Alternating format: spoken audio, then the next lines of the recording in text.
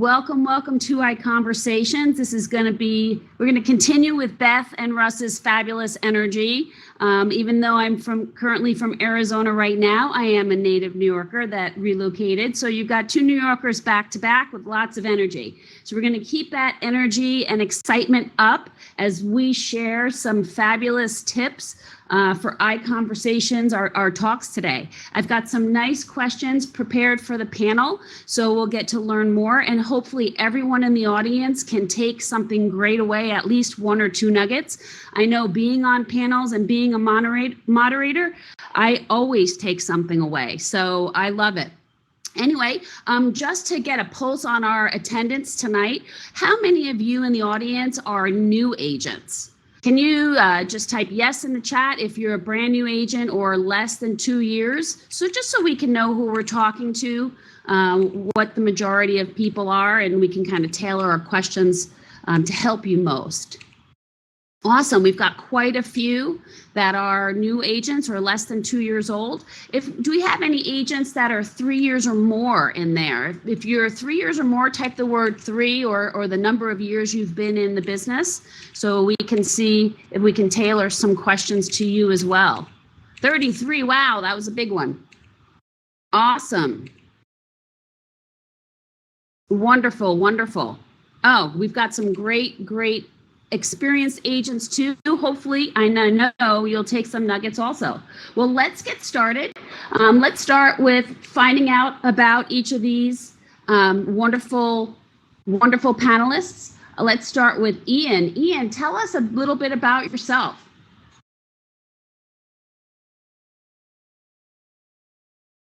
Is Ian there? We have Ian? How about Lisa? Lisa, are you there? I am here. Awesome. Why don't you go ahead and get started? Oh, you want me to go? Or I think Ian just chimed in, but I can certainly go. I'll be here. Go ahead, Lisa, and then Ian, right after she finishes, why don't you jump on? Perfect. So Lisa Parenteau, I am a broker team leader on beautiful Cape Cod in Massachusetts. It's a lovely place to live and work, really a resort and second home community, and it's a pleasure to be growing the EXP presence there as well. I've been in, so we sort of want to know a little bit about who we are, kind of thing. Yes, please. Just tell us a little bit about your background, how long you've been in business, what your niche is, if you have one. Sure. So I would say I actually started selling in the 90s. I sold between 93 and 98 back when there were no buyer agents and the interest rates were about 13-14%. So it was a really different world, but I've been back in real estate since 15. So I've been selling for a while. I am really a serial volunteer with the association. I volunteer at the local, state, and national level. I'm also currently a regional vice president for Residential Real Estate Council. So a lot of my business has continued to grow because of all of those volunteer activities, and I really love to contribute, just helping realtors become kind of better realtors. In fact, I'm going to be one of the MCs for the last but not least, Northeast Regional Rallies this upcoming Tuesday. My niche is probably resort and second home luxury, but we certainly sell, whatever buyers and referrals come across our path. We look to service them in the same ways. And I am the very super proud grandma of a 3-year-old granddaughter named Eloise Ann, who has changed our lives. So that's a little bit about me. Fantastic. Thanks so much for sharing, Lisa. How about you, Ian? Are you on? Hey, this is actually Jesse Dow, and I think they just have the name mixed up on the board here. Oh, Jesse. Okay, so we have Jesse Dow, not Ian Racer. No, this is Ian Racer. Oh, okay. Hi. Yep. So, hi. I'm in South Carolina. I've only been licensed for a little over a year now, but I just finished my first year. It was awesome, and I was in the military for a little over 7 years. So that's kind of where I've tailored my niche to. But that's a little bit about me. Well, that's fantastic. Only a year in and already an icon. All you new agents out there, you see, this is possible. I'm so excited to talk to hear from Ian and hear what he's got to say, because that's totally impressive. I'm proud of you. That's awesome. Taryn, how about you? Tell us a little bit about yourself and what you do. Yeah, absolutely.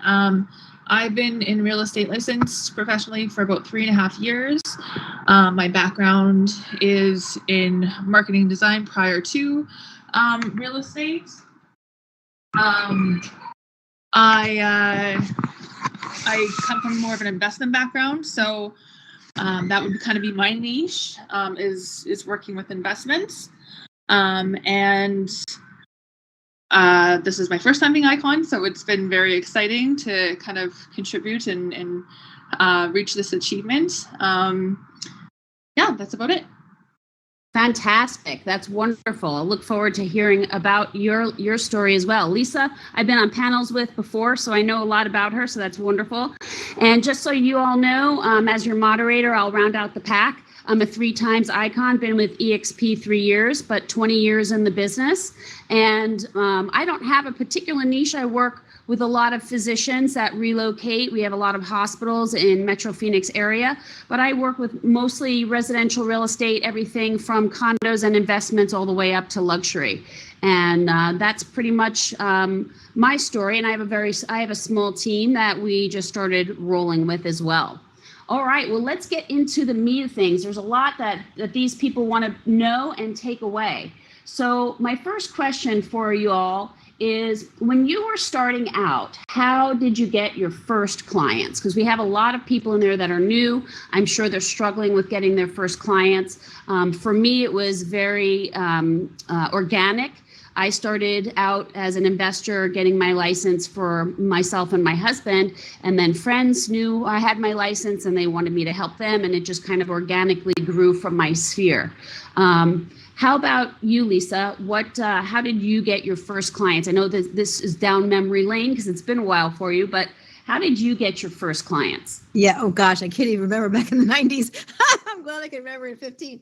It's so fun to think about that though too, right? So my very first clients, both of them were people that I knew, sphere of influence. One was an older couple, and I was actually able to do, I sold their home and sold them another home. So I had both. I didn't get both sides of both, but I had, a sell buy, and then the other one was in my sphere of influence in my yoga community.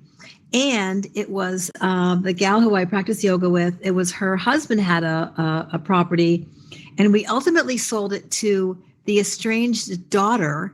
So it was an arm's length dual agency transaction, and it was only like my second one. It was kind of it from the flame into the frying pan, or however that goes. That was arm's length dual agency, and I think the first lender was like Quicken or something. I mean, it just was everything, right? It was. I learned a lot anyway, so that's how I started. So sphere of influence for sure. How about you, Taryn?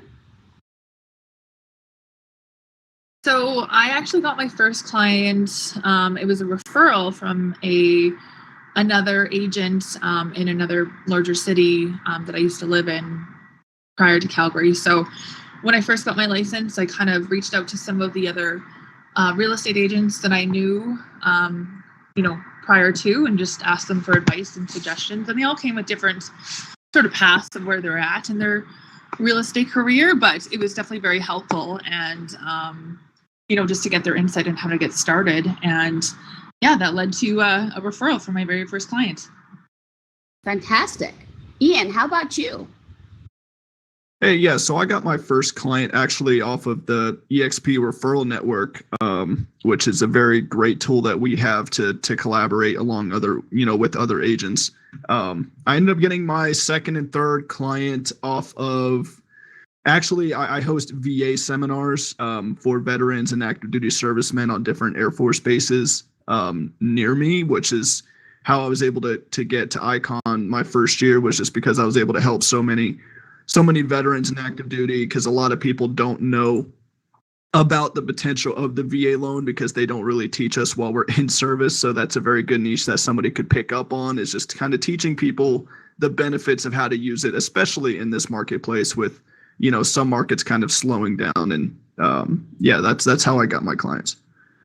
That's fantastic. So just to recap, same with me, my start was Sphere. So 2 of us have started with our immediate sphere, and then the other 2 started with referrals. And if you go into Workplace and EXP, you can see there's multiple groups that are referrals. Everyone should be a part of that. And put your notifications on. When your notifications come through that someone's looking for a referral in your area, reach out to that agent, let them know that you're available. And that's a great way to get referrals from other agents. Also, go to EXPCon, go to the shareholders. I network incredibly well at those events. You just meet people from all over the country. And I love catching up and meeting my buds that I've met in the different events, and we refer back and forth, and it's just a wonderful thing. So meet people and make some relationships. Absolutely. All right, let's keep on that vein a little bit more. How do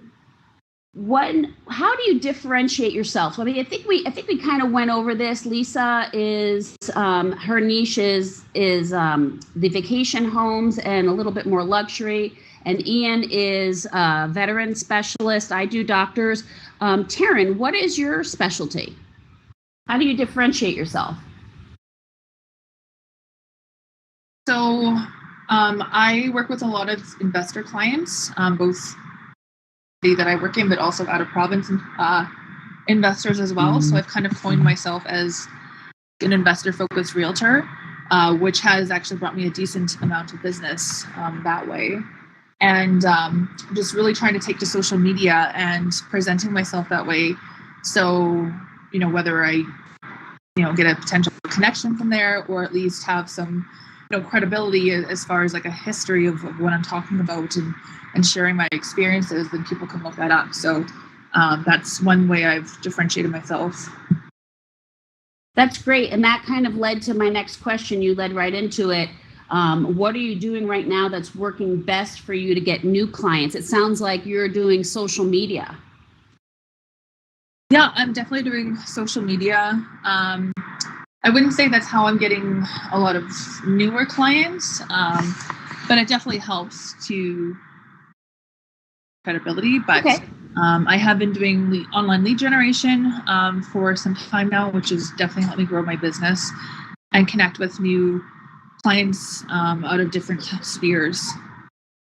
So when you say online lead generation, what exactly are you doing right now to get those newer clients that people who haven't worked with before? So like Google PPC leads that then filter into my KV Core. Then I have an ISA that works them and nurtures them to book an appointment. Okay, fantastic. Ian, what are you doing? It sounded like you're doing some seminars and educating vets on the VA loan. Is there anything else that you're doing to generate new business and new clients other than that, or is that your area of focus that's been working really well for you? It's definitely what is helping me now, with doing these different seminars. I think if you are able to provide value to people, it'll keep them coming back to you. And the biggest thing is when you do these seminars or you do, these different things to really put information in front of people, just make sure you're not soliciting yourself and you're not saying, hey, I can help you with this and I can help you buy and sell. You're more just going there to provide the value and the knowledge. And then generally that'll just get people attracted to you to come talk to you if they see everything that you know of. I mean, that's the best way I did it. And so it ended up working well. Another thing I did was I do a lot of door knocking. It's something that I like to do. I like to talk to people in person and to really, show them the knowledge I have of the area and, generate free CMAs for them. And it just ends up working really well that way as well. Wow, that's incredible. I know in today's society, a lot of agents are very not very excited about doing door knocking, but I'm hearing more and more agents that are still doing that and having a lot of success with that. So that's wonderful. Lisa, what are you doing right now? I mean, you're I would say a veteran of the industry. I don't know that you have to do anything to generate new clients, but if you do, what do you do? And if not, how do you keep your business going? Yeah. So as I said, I think, I've worked hard, you'll see Cape Cod in everything I do. And so I've worked hard to kind of create that as a really big piece of my brand identity. And so all of the work that I do, with my different volunteer roles has definitely helped that. I mean, I really love to contribute, and so it's obviously there's a mutuality there. But because of that, I've developed with my virtual assistant, we have a referral program, and we really keep in touch with that group as I get new referrals. Of course, they get added to that group.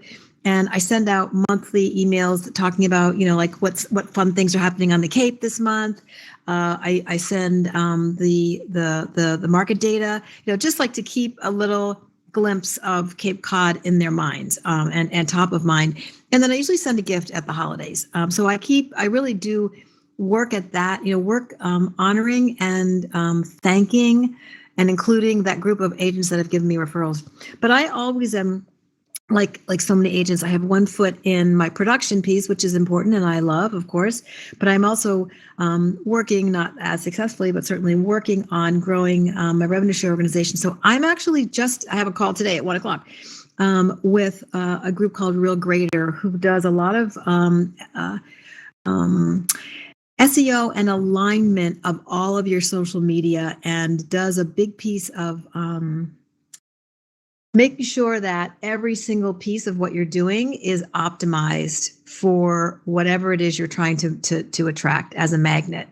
When I analyze my business relative to my organization, Google has been a really, Googling EXP on Cape Cod has been definitely a thing. So that's where I'm putting attention in terms of that piece of my business. And then again, the other is just honoring and continuing to take the advice that Elizabeth Riley told me before I joined: show up and plug in. Yeah, that's wonderful.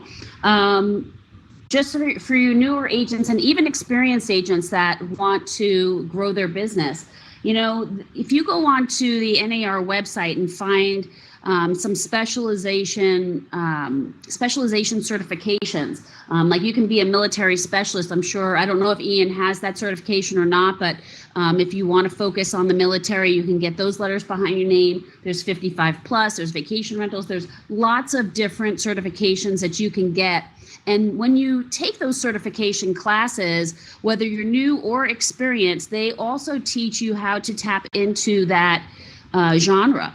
And, I'm a 55 plus also certified person. So I'm an SRES, and that, they taught us everything, how to do seminars, what to do to gain some clientele from specializing with that certification. So there's lots of different certifications. I highly recommend go to NAR. If you have some downtime, invest and get a certification, and then try and focus on a niche and see if that's something that you become passionate about. Like Ian is passionate about the military, Lisa's passionate about her vacation rentals, and Taryn is passionate about investors. So definitely that's if you're struggling a little bit with getting new clientele, that is definitely something that you have to do. And I always say, if you have to do CE to renew your license, you might as well get a certification. So get a certification and get better at being a realtor. Have those letters behind your name, and that will help differentiate you and specialize you to consumers. And will definitely help you become more marketable, because being marketable and attracting people to you is the best way, rather than you trying to sell yourself. Speaking with confidence. Make a shameless plug also for the Residential Real Estate Council, RRC. That is another place where you can gain a lot of information. They have different certifications. Now they're also doing probate and luxury and negotiations, and especially when the market's shifting, and if you're newer and you don't have a ton, like Danielle was saying, a ton of business, now's the time. That's the time to get better at your craft. Go to local things too. Those have been opening up for a little while. Your local title might be doing a education seminar. So you not only will gain those skills, but you also meet other people. And, whether that's in your local market or if you attend any of the courses online or in person, NAR, RRC, or your state association. You're going to meet people outside of your network as well. And they broaden your base of understanding of the real estate market, but they also can increase your referral network. Absolutely, 100%. Thanks for jumping in there, Lisa. All right, next question. What skill do you feel was most important to your success? Is it a skill that came natural to you or one that you had to work on? Ian, let's start with you on this one. I would say, I don't know if it's necessarily much of a skill, but something that it makes a huge difference is having the confidence. And I really told myself, even though I was newer, and I knew that, when I told people, I'm like, hey, I want to achieve ICON my first year. And, I had a lot of people tell me to be more realistic. And I was like, well, that is being realistic to me. So I just had that confidence going in there right away that I was going to accomplish it. And, that I had the knowledge and I really had, the skill set required to become an ICON my first year and, to just be successful. So confidence was huge. And it's something I see a lot of newer agents kind of struggle with. And at the end of the day, it can make or break your business. So I would just say have the confidence. If you don't have it, there's ways you can work on it. And knowledge is a big part of that as well. Right, exactly. Confidence, knowing market data. You can get market data from your local associations or economists, so you can speak confidently about what's happening in the market, or whatever your niche is. Knowledge is power. The more you learn, the more confident you will be about speaking about things. Lisa, how about you? So I would say, actually, there's two things. The first one is, coaching. I had a coach when I first came around, and she, I didn't know what everyone else in the universe has coaches, right? And so I think that having whether it's some group coaching, you don't have to pay for $11 million Tony Robbins coach, right? There can be all different formats of coaching, but learning from people way smarter than you, way more experienced than you, always. Never being the smartest person in the room, always being in a room of people that are way smarter than you. That would probably be, a willingness to learn and an intention to put yourself in those places. And then also just mindset. I have a pretty strong daily practice, and staying optimistic while being pragmatic, I think is definitely something that contributes to success all around. And that means also finding other people who share that optimism. And when you are feeling a little bit challenged, that you can find some buoyancy in some of the people that you surround yourself with. So I would say primarily coaching, and then working on what is the daily practice that you use to be able to make sure that you stay optimistic and open-minded and willing. Okay, that's awesome. That's awesome. So if you can't afford to pay for coaching right now and you don't want coaching, another way to get support is going into some of our groups in EXP Workplace, where you can get support. You can find somebody who will be an accountability partner, find another agent, hold yourself accountable to hold you accountable. You can hold them accountable. You can join a team. You can get support and accountability from your team lead if you want to join a team. There's lots of ways you can get support and coaching if you don't want to pay for it as well. Those are definitely ideas that you can do as well. So Taryn, going to you, what's the skill that you felt was most important to your success, and did it come naturally or did you have to work on it? So to kind of build off what Ian had said, speaking confidently and just learning as much as you can. You hear me okay? Sorry, it just says poor voice connection right now. We hear you. We're good. Okay, I can hear you. One thing that I did and I think is great as a newer agent is to get out there and do open houses. Then you can speak to potential buyers, and even if they don't end up being a client, it still gives you, an opportunity to talk the real estate vocabulary and lingo, so then you can speak confidently to, future potential buyers. And it just helps elaborate, becoming comfortable with those types of conversations. So, open houses or door knocking is another sort of great opportunity for you to do that. Really honing in and paying attention to what's going on in your market, especially in your niche. For myself, I have probably like maybe 15 or 20 different auto email searches set up to my email. So then I'm always seeing like what's going on, what are things being sold for as far as like single family homes or rental properties. So then that way I can speak confidently to my clients, be like, oh yeah, I saw that, this house that was, 500,000, now all the $500,000 houses are selling for 550 or 600, right? So it just really gives you more confidence and knowledge to speak confidently to potential buyers. So I'd say that for sure. And then as well, sort of to build off of what Lisa had said, having a mentor. My mentor at EXP has been huge for my success. I don't think I would have been where I am and being an icon without, her guidance and her systems and her insight. So that was huge. So if you can't do coaching, as you said, go and sign up for, workplace, either accountability or mentors or group coaching or whatever the case may be. But you really have to take that initiative. And that's probably the biggest for newer agents is have to do the initiative. You have to go out there and put yourself out there. No one's going to hand you real estate on a silver platter. You have to put the effort in, and that's be the key to your success in the long term. Right, and to quote Russ, you have to kick your own donkey and make sure that you're doing the work. You have to treat this job as a 9 to 5, 40-hour a week. If you get out of it what you put into it. If you're not putting hours into building your business, you're not going to get anything out of it. For me, my skill set's a gift of gab. I talk to people everywhere I go. That's my skill that has actually helped me get new business. I'm at the grocery store. I'm wearing my logo shirt, and the cashier says to me, "Oh, you're in real estate?" Yep. Guess what? I started a conversation with her as she's checking me out, and I picked up cashiers as clients. So I mean, you can go anywhere. If you're a new agent, I saw someone posted in the chat. If you're an introvert and you don't have a big personal sphere, how do you get a sale?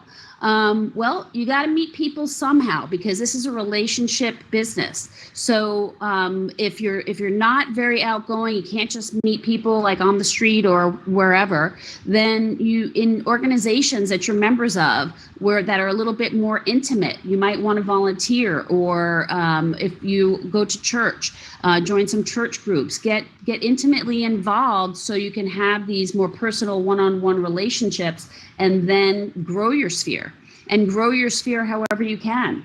If you're going to work an open house or door knock, you need to have the market data. You don't just show up at an open house and say, "Hey, I'm here," and people that come through are going to want to work with me because I'm holding this open house open. You need to prepare for that open house like it's a job interview. It is a job interview. People coming through your open house are going to be interviewing you potentially to work with them, and you're going to be trying to gain them as buyers. So when you're doing an open house, pull the market data. Know all the houses that are for sale or just sold in the neighborhood.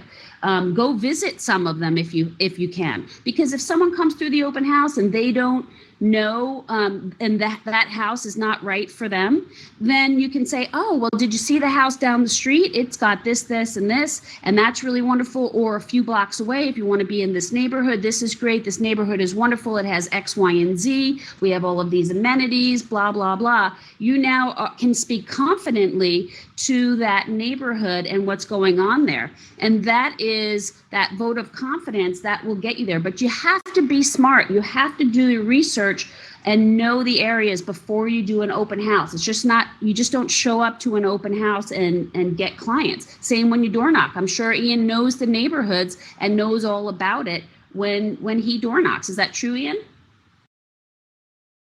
Yeah, absolutely. That's part of what goes into it. Actually, a strategy that I use for my door knocking is if I have a buyer that's looking at a specific house, I will actually door knock that neighborhood if they didn't like that house, just like you said, and say, hey, I actually have buyers that I'm working with. And that way it's not almost like you're going there with a blank script. If you have something to say, and not to mention if you're confident about it, then it gets people talking, and the best thing you can do is have that conversation. Yeah, that's a great way to find sellers. And same thing with me. If I have a client that really loves a particular neighborhood, I send what I call my magic letter. My magic letter goes out to the entire neighborhood. Hey, I have a wonderful client. They're pre-qualified. They're cash buyer. They want to be in this neighborhood. If you or anyone you know in the neighborhood is thinking about selling, please have you or your agent reach out to me.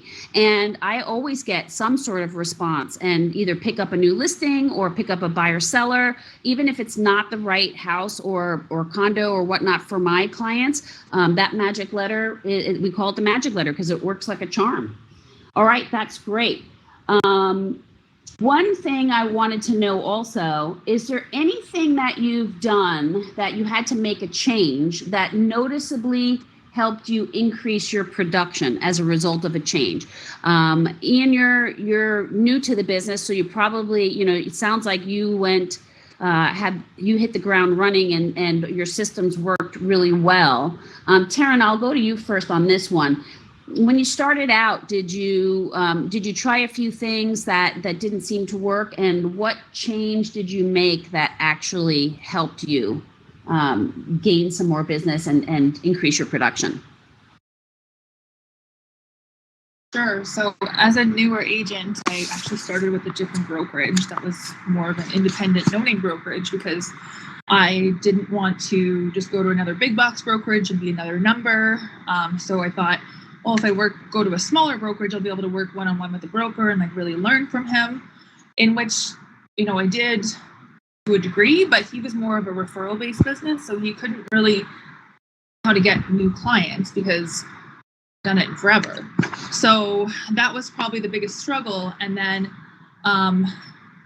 really, the universe worked in its ways, and I ended up switching to EXP, where I joined with my brother-in-law, who was underneath my mentor, and she is what helped me tremendously and told me what to do, by saying, do this, this, and this, and it'll work, and it'll bring you success. And I did, and I believed in her, and I trusted her systems and everything, and I did it, and it worked. So having that mentor to guide you was huge, absolutely, because as a new agent, don't know what you don't know, and sure, every course is different, but here they don't really teach you a lot about how to be successful in being real estate. They teach you how to do more of like the administration paperwork side and so forth, but they don't do how to prospect and grow your business and connect with people. So that was probably the biggest thing that I had to learn.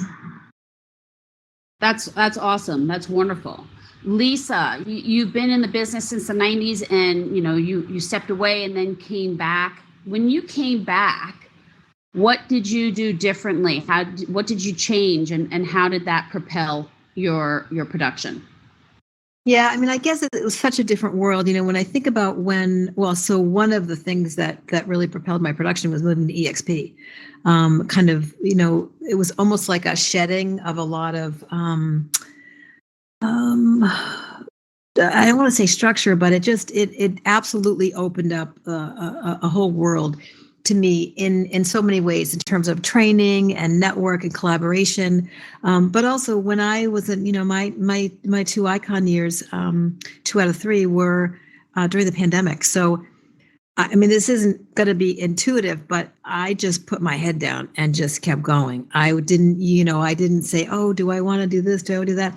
I just kept thinking, when the sun is shining, make hay while the sun's shining. I really just put my head down and just really continued. So I guess I would say, for me, it was kind of the absolute inspiration that I gained from the level of collaboration and generosity here at EXP. That was very transformational for me. It really was. The people that I'm in touch with, every day, are just have inspired me to do better, and not having that day-to-day drama of the kind of retail real estate shop I had been involved with, and then just putting your head down and working hard. Yeah. Wonderful, wonderful. For me, I had 2 phases where my production increased. My first phase was hiring an assistant because I had too much business and I wasn't having a life, and I really needed to leverage my time. So I hired an assistant, and that doubled my business because now I was able to handle twice as much. So I know there's a lot of people out there that are like, well, I have no business. Why would I hire an assistant? You can start out with a part-time VA that just does all of your advertising, social media marketing. And then as long as they are gaining you traction, you can focus on real estate. And it might be a slight investment, but getting an assistant was huge for me. And then the second piece was coming to EXP, like Lisa did. It doubled my business again, just because I was able to tap into so many things that EXP offers. And for me, primarily, it was networking and masterminding and implementing things that I've heard from other agents and the top producers, and their willingness to share and collaborate. It's just phenomenal. And, if you're not taking advantage of everything that EXP has to offer, the classes, the university has so many recordings of specialty sessions on everything. I mean, you should be able to really, pick 1 or 2 things and go and increase your business no matter what you're doing. All right. Let's see right here. Okay, what do you make sure you do every single day or every single week that helps to propel your business? Every single day, every single week. Can I piggyback on one thing you just said, though, Danielle? Oh, yeah, sure. Super important, and I should have mentioned it. The other thing, and not so much in the explosion of my business, but in the quality of the fabric of my business, and also the quality of the fabric of my life, was hiring a virtual assistant. And that assistant, he doesn't do things that increase my current business, but there are so many things I never would have gotten to. I mean, a million things I never would have gotten to. And those things are what really are what differentiate me and what has continued to I think, contribute to our success. We talked about new business also, and I didn't get to mention we've been doing some direct mail again. One of my team members texted me and said, "What about the postcards?" Direct mail in 2 condo communities. We've had huge success in both. And for example, the virtual assistant went through the town field cards and got the home address. I'm in a resort and second home market, so the address of where people are on Cape Cod is probably not where they live. I never would have been able to do that, right? So just to underline, so many things that I would never have gotten to without a virtual assistant, and it may not be as expensive as you think it is. So I just want to underline that virtual assistant point. Well, the other thing, I'm going to piggyback on you, Lisa, now. I just saw the other day that they did a study of a particular neighborhood. They door knocked and called every single neighbor in that neighborhood to ask who is the number 1 agent in your neighborhood. And the first time they did this, everybody said different people. There was no one agent that kind of stood out. Then they created a fictional agent, a fictional website, and went and did postcard mailings to the entire neighborhood for 6 months. 6 months later, they polled the neighborhood again. Oh, who's the top agent in your neighborhood? Guess who came up as the top agent in that neighborhood from everyone? It was the fictional agent that never sold one house in that neighborhood. But I love it. Yeah, but the perception was that that person was the top agent because that they were getting postcards every month. So do not doubt the effectiveness of mailers. It's very, very, very effective. And be consistent. You're not going to get you're not going to get business from your first postcard mailer. They say do it for a year consistently, and then you should have return on your investment. So I definitely think that was mind blowing to me. I couldn't believe that, but that's something that thanks Lisa for bringing that up. All right, to get back to it real quick because we're getting short on time. We only have about 8 minutes left. So what do you do every single day, every single week without fail? Ian, what do you do every single day, every single week without fail? What's in your routine that helps you be successful? So the biggest thing I think that's helped me to this point is every night I make a to-do list. So I actually don't go off of a strict schedule. I think that my ability to stay flexible has actually helped me a lot more than if I were to, dedicate certain time blocks to something. And that's only because, as a newer agent, you're willing to do whatever it takes to get business, to get clients. So when I would have buyers or other people reach out to me and say, hey, I was thinking about working with this agent, but they said that they don't have any time for me today. Can you show me a house?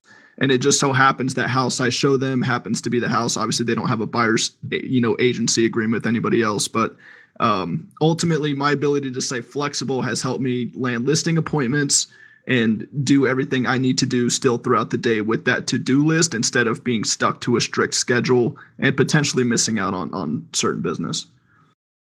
Wonderful, wonderful. Taryn, how about you? What do you do every day or every week?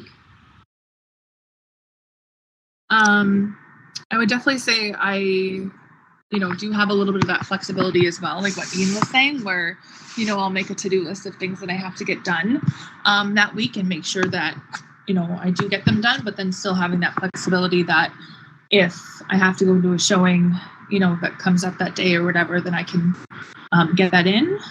So just, I think it can be a very fluid business. So you have to, definitely put the hard work and effort in, but you also have to kind of go with what is being needed, like the most important thing at the time. And as I mentioned, I have, quite a few search alerts set up for our listings on MLS here to see, what the new ones are, what's sold. So then that way I can keep an eye on, different communities that I do a lot of business in and see what things are selling for. So then I know if something is, I just have that knowledge, I guess you could say. Wonderful. How about you, Lisa? So, for me, foundationally, I'm always going to tell you it's my meditation practice and yoga. Keeping mentally fit has been, for me, the real bulwark and foundation of all of the other success. So without that practice, I am a cuckoo bird.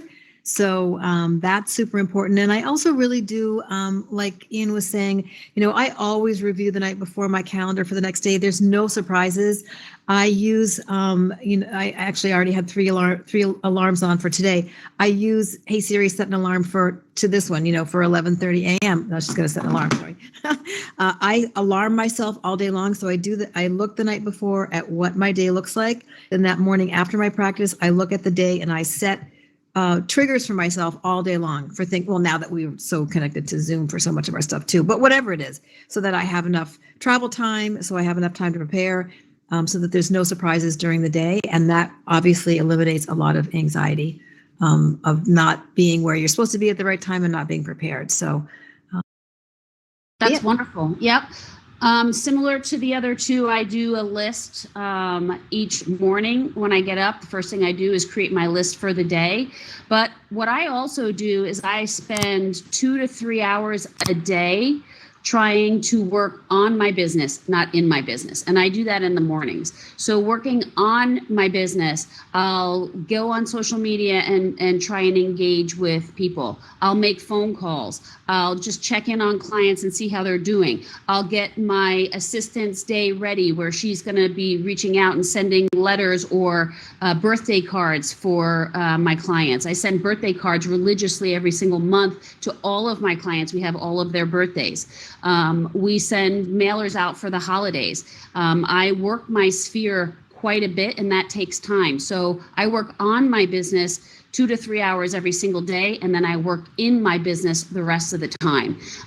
Working on your business every single day, lead generating, is what's going to get you not only new business, but also consistent business. So you don't have that ebb and flow of one month you may have 4, 5, 6 transactions and then nothing the next month. You have to be working on your business all the time, so that this way you have that consistent lead generation and referral. Because my business is all referral, so that's what we do, and that's what I do every single day. All right, we've got just a few minutes left. So what I'm going to ask is each panelist, what is the one thing someone can leave this room and do right now to increase their business? What's one thing that you would share that they can leave this room right now and start implementing? How about Taryn? Let's start with you. So I think really need to take a look into your own business and see, which, maybe one part that really brings you joy and that you enjoy doing. And then just like be the best at that and go and do that and put 110% into that. Because, if you really don't like doing door knocking, you could force yourself to do it, but I think it's going to come out in, when you're in front of somebody. So then try and do, open houses, or try and just get out there and do different activities where you can connect with other people in the public to, reach other clients. So I think really, take a look at what you enjoy doing, and how that can relate to your business, and then go out there and do that 110% and like really put everything into that. So then that will help you grow, in your own business. Okay, great. Lisa, what's the one nugget they should take away and try right now? I would say commitment to Sunday night when the education calendar comes out for next week, to choose 2 things that you are absolutely committed to doing, that are totally out of your comfort zone, that you just want to learn about. Not that you might want to get deeper into it, but just to open up your real estate business and think about some areas that you might want to expand on, and you're going to meet some interesting people in that room. So whether it's online at eXp World or finding something in the next week that's going to be in your local market, to get out, be around people, and learn something new. Yeah, wonderful. I agree 100%. How about you, Ann? I would just say, it's something we talked about throughout the panel is I would say find a niche. That's my biggest thing. I think depending on what it is, whether, for me, I do VA buyers, Taryn does investors, and Lisa does vacation rentals. It's like something you can focus on and hone in on. And I think if you have that, it gives you a basis for where you want to go and where you want to be. And if you can really hone in on that, then obviously I would just kind of do that. And then start to expand your knowledge into other areas of real estate. And ultimately, that's how your business grows and develops. Wonderful, wonderful. And from me, I would 100% say pick a certification you want and go and get it. You'll increase your knowledge. And also take 20 business cards and meet 20 new people. Go out there today, right now, this weekend, and hand out your business card to 20 people and just meet people and try and see what happens. A great place to do that is a hardware store. Go to the hardware store, say, I'm looking for new vendors. Are you a vendor? It could be a homeowner. I'm a homeowner. I'm updating my home because I'm getting ready to sell. Oh, I'm a realtor.